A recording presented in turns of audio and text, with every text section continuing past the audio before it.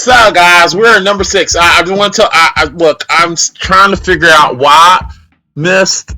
If you please, for the love of God, get rid of the Marvel vs. Capcom fans with the pitchforks and torches. Can you stop that? Nope. What? Okay. What you mean no? What do you mean no? Let's stop it. Because I got my own pitchfork. I'm ready to do this. Okay. I was like, go ahead and tell her what the number 6 is, brother. Yeah, I already said it. Marvel vs. Capcom and Mortal Kombat Deception at number 6. Now, when we did the delegation, we were setting up this list, which you will see at the end. We had a little anger spout with this one and putting this at number 6. So I'm gonna let Miss discuss Marvel vs. Capcom and just let her get it out of the way. So, Miss. Marvel vs. Capcom 2. Popular fighting game. Probably one of the most popular fighting games. It is literally Marvel characters versus Capcom characters of any sort. And it's a series that still goes on today. They even came out with, I don't want to say a remaster, but a Marvel vs. Capcom fighting collection. Like, they came out with that, back in October, I think? And I mean October 2024, whoever is watching this in the future. Yeah, I think they did. Yeah, I think you're right. I mean, this is also my childhood. This is a game that I played so much that I came up with all different combinations of groups, not groups, but teams.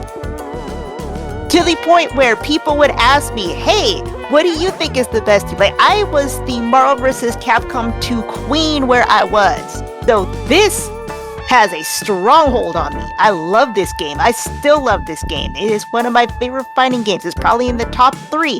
And it ain't number 3. And it ain't number 2.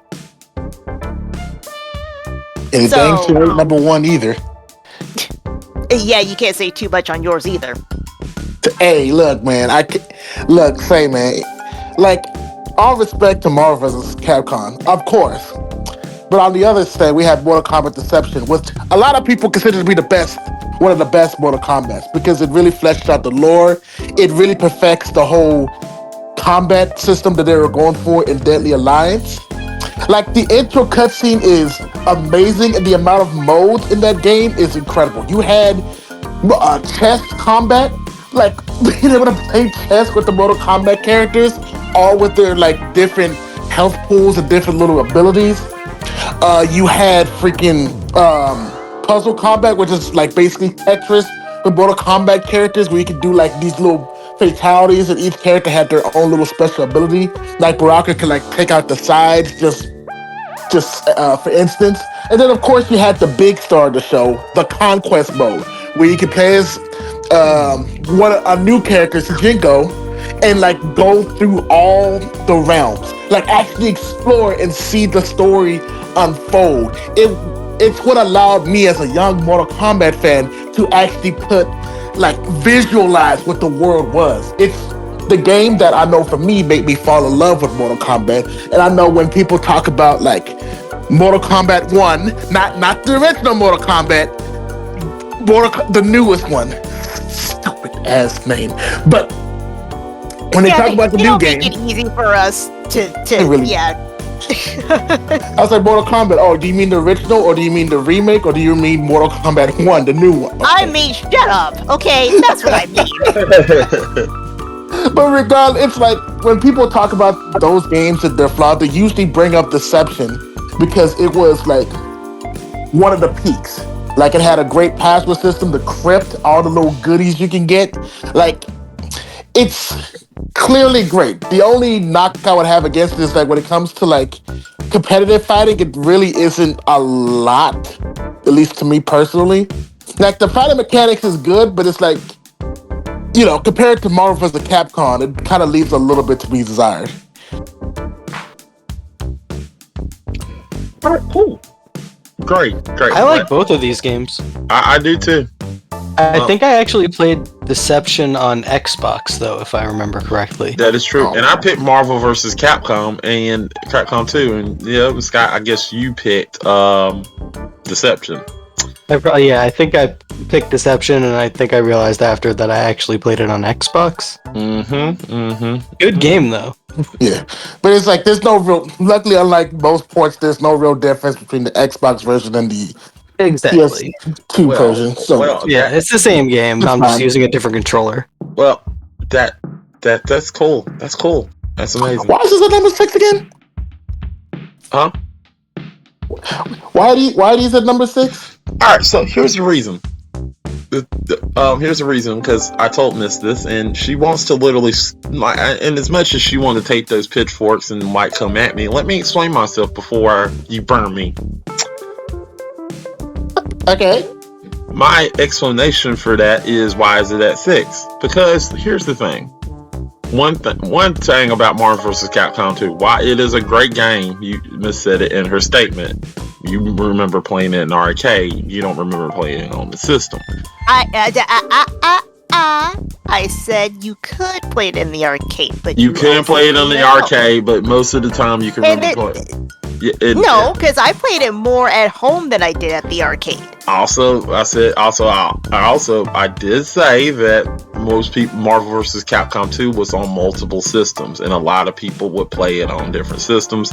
Thus, it wasn't really something that was a niche game on the PlayStation 2, only for the PlayStation 2, because it was on different systems, and you could play it on a different system. So it really wasn't nothing special about it. While it is a good game, there was number 7 was DDR and The Sims. That is true. Those games are known for being on different systems. Yeah, and I did start by saying DDR you play in the arcade. Yeah. Like I said, there are some discrepancies. Also, as added bonus, Scott, if you have a problem with this, you could have just picked. Also, another thing, the reason that is at 6, there are 2 games on here.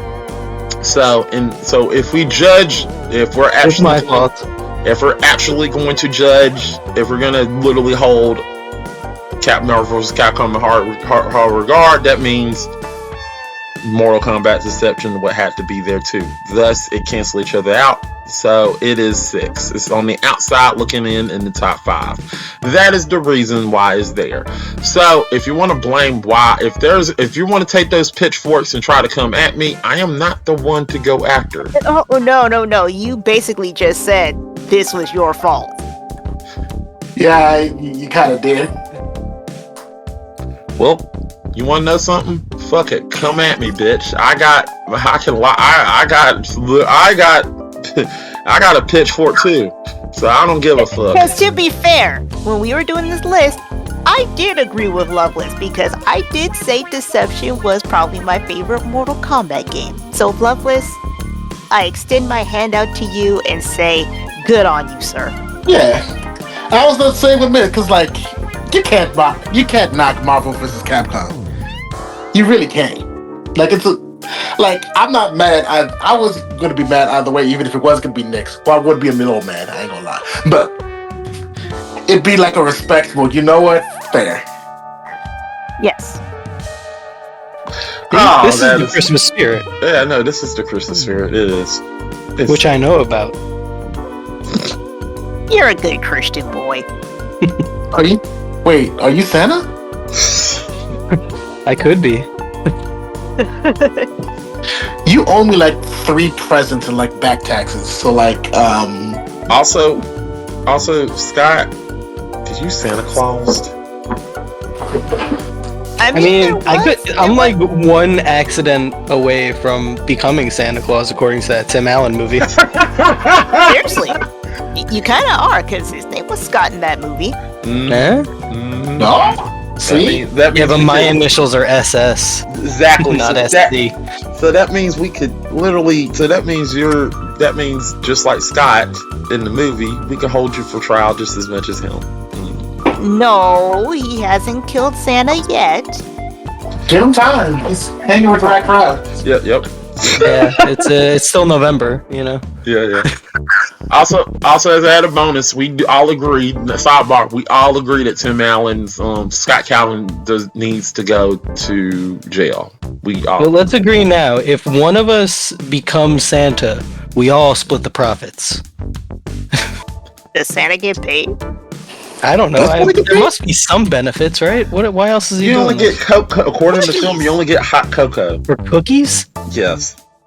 Yeah, I think it's cookies and presents. I doubt I get Deadpool. I cannot eat one day a year. What's he doing the rest of the year? Fuck that shit. I cannot drink or eat those cookies or drink that hot cocoa. That's bullshit. I was like, oh yeah, that's right. I'm diabetic too. I think Santa's magic cancels out diabetes. That's bullshit. I may be wrong. I need that to be peer reviewed personally, but well, technically you can't drink hot chocolate. Well, that's David Krumholtz, the most Jewish elf there is. He's the best elf. He is. Alright, guys. This has been our number 6 on the list. The top 5 are coming next, starting with number 5, which Scott is a little bit salty about. But as we're going to get to that next. So we'll see. What's that? What was I salty about? Don't worry. You'll find out. You'll find out.